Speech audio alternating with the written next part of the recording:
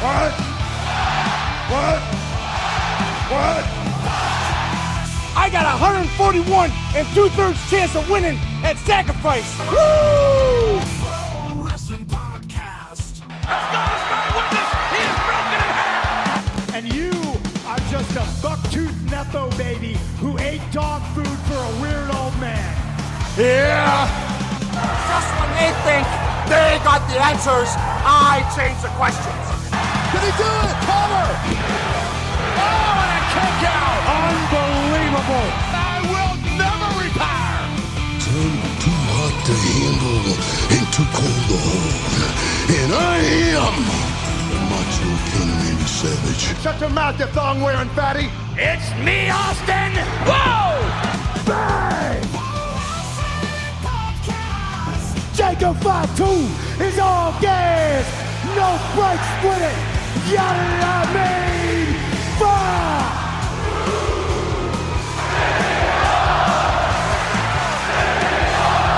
I said WWE stands for. Promotional consideration paid for by the following. Hey, yo, Pro Wrestling Podcast listeners, welcome to the show where we sing it, we don't bring it. Help us out. I said that backwards. Welcome to the show where we don't sing it, we bring it. How about that? We'll go that route. Help us out. Click subscribe to show your support. Man, it is a tongue-twisted kind of night. You know, it is what it is. Are you sick and tired of dropping $60 to $100 for the latest and greatest wrestling game? Stop immediately. Go to Wrestler Unstoppable, available absolutely free, where you can create a wrestler, sign contracts, get into storylines, headline PLEs, even build your own corporation, all included, totally free at Wrestler Unstoppable. It is available totally free right now at app.wrestlerunstoppable.com. If you want your name in the shoutouts like my good buddy John and my good buddy Emily, then you got to pop over to our Patreon page at patreon.com/Pro Wrestling Podcast. Sign up today. Don't forget, we got loyalty rewards. $15 a month contributors get to co-host a show with me. $7.50 a month also get to be entered into a drawing to co-host a show with myself. Hello, everybody, and welcome to this episode of the Pro Wrestling Podcast. If you've got questions, comments, something you want us to talk about, touch on in the future episode, gotta let me know through the Pro Wrestling Sound Off line, 267-642-1160, and we will get to those questions or comments in a future episode. Today, jumping into various tidbits and news throughout the day. It's one of those days. WWE has a report out right now that they are looking to sign tag teams, so desperate to sign tag teams that they're even talking to a controversial former superstar. Now, let's be honest. You're looking to bolster your tag team division after you just terminated the contracts of the New Day, the Motor City Machine Guns, JC Mateo, and Tangaloa. Are we serious right now? You just dropped 3 tag teams, and now suddenly you're looking to go sign new tag teams for your tag team division? What a joke. Now, that's not even the part that blows my mind about the report. I guess it kind of blows my mind also, but what really kills me is one of the names that WWE has been in touch with is Enzo Amore, released superstar from 2018, went back when he was the Cruiserweight champion.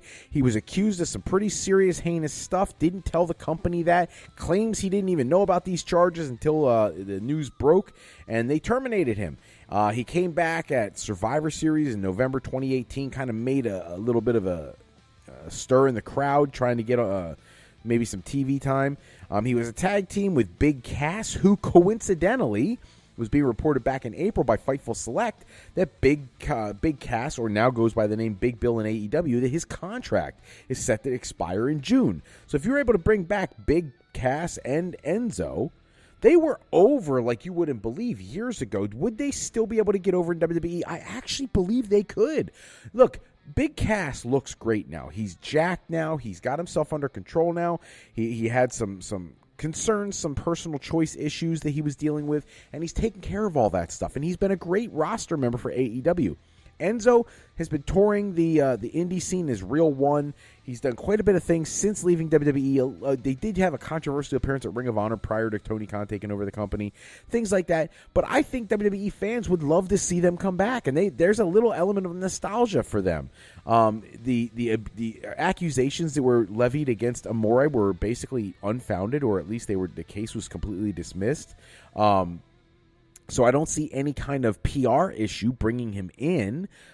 So I'm thrilled, actually, in a weird way. I'm thrilled that they would bring him back. I'm just kind of surprised. You had all these tag teams and you got rid of them. Now, look, if it was one of these things where Tongaloa, JC Mateo, and the Motor City Machine Guns are making tens of millions of dollars combined, I get it. You shed that salary, but then you offer to bring them back at a reduced salary if they don't do it. Then I actually understand.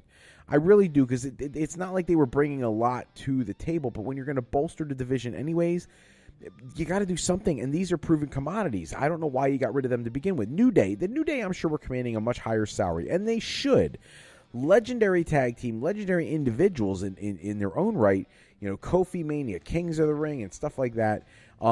They probably do want more money, and now they'll go to Tony Khan, and they'll get it.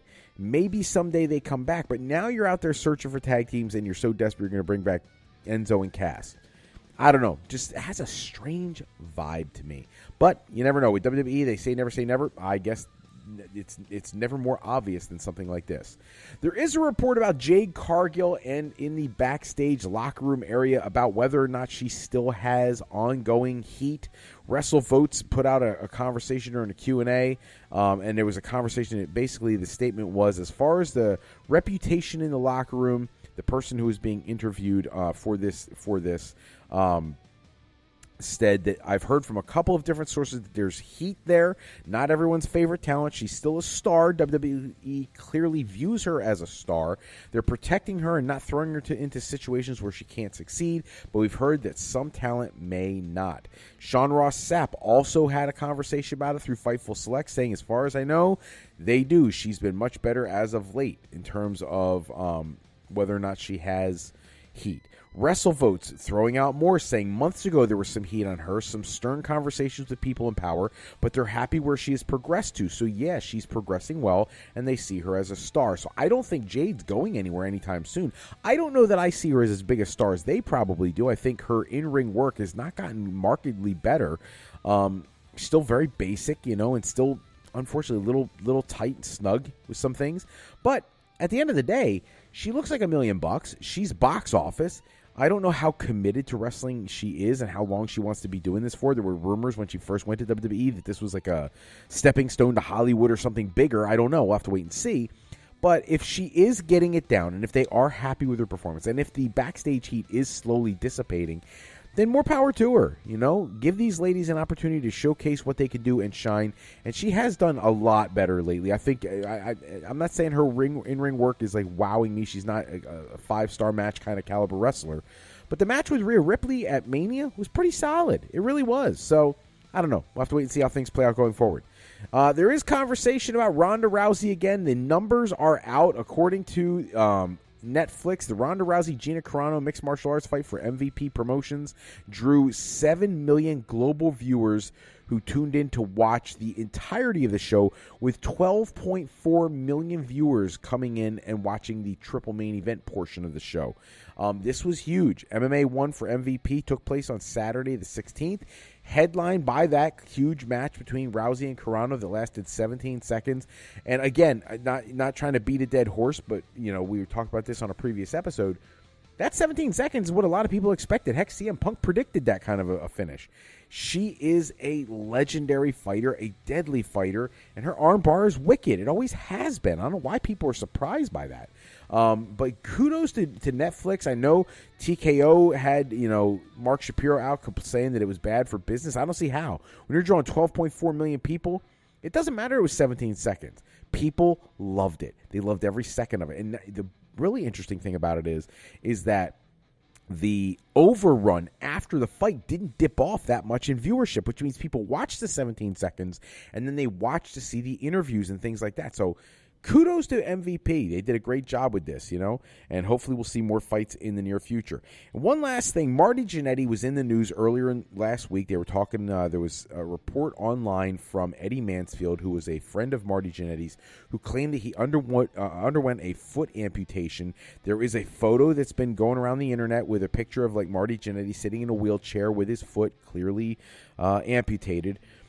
There has been an official statement released by his family, and I'll just read this statement because it's. I don't want to get anything wrong. I want to be very respectful. Marty Jannetty. I've actually met him one time. He was super personable, very polite and friendly to me. So I feel like out of respect for someone who, in my opinion, was so much better than people ever give him credit for. I think he was almost as good as Shawn Michaels and could have been so much bigger had he been able to keep his demons under control. I out of respect, I want to make sure I read this word for word. It says, the Jannetty family is issuing this statement to address the recent circulation of private medical information and photographs involving Marty Jannetty. Over the past year, we have chosen to keep Marty's health matters private, and we stand firmly by that decision. However, due to widespread speculation, unauthorized posts, and ongoing commentary across social media and wrestling news outlets, we feel it is necessary to provide accurate information. Marty underwent a below-the-knee amputation. The photograph currently shared online is authentic. It is not AI-generated, altered, or manipulated in any way. It was taken by his wife to document his medical journey. The procedure was performed on April 1st, 2026 by Dr. Leland McCluskey, who successfully removed all infected bone. The surgery went as expected, and Marty is now focusing on recovery, pain management, and long-term healing. We respectfully request privacy during this time as Marty continues his rehabilitation. An additional, more detailed update will be provided when the family is ready. We extend our sincere gratitude to everyone who has reached out with genuine concern, compassion, and support. Your kindness has been felt and deeply appreciated. If you find their post on social media, there is actually a link there as well. Supporters who wish to help honor Marty's legacy can sign the ongoing petition, and I guess I haven't clicked on it, so I don't know what exactly it is that they're looking to do with that petition. But difficult to hear that some of these legends go through some of these health situations. We know Buff Bagwell last year had an amputation. Marty's been dealing with ankle problems for so long, and it's tough to see. The one time I did see him was at a convention. He was not looking like he was in great shape, and it just broke my heart because I love the Rockers when they were out. Of course, I was a Shawn Michaels fanatic, but I was also a huge Marty fan. And he, in a lot of ways, is the reason the Rockers were able to be as successful as they were.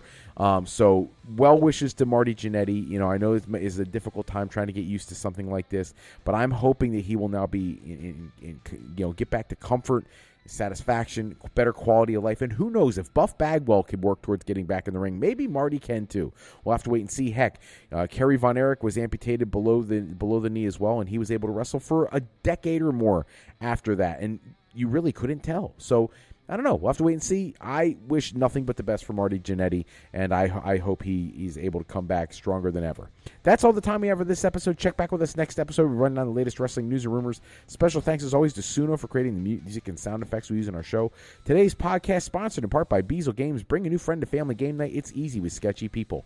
Showcase your artistic side in this game from Beazle Games by going to thegamecrafter.com and pick up your copy today.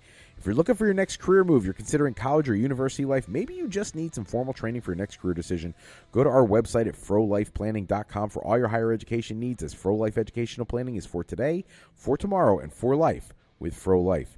I'm Fred Froelich, better known as Dr. Fro. I want to thank you for taking a few moments with us today. Until next time, take care, everybody. Have a great night.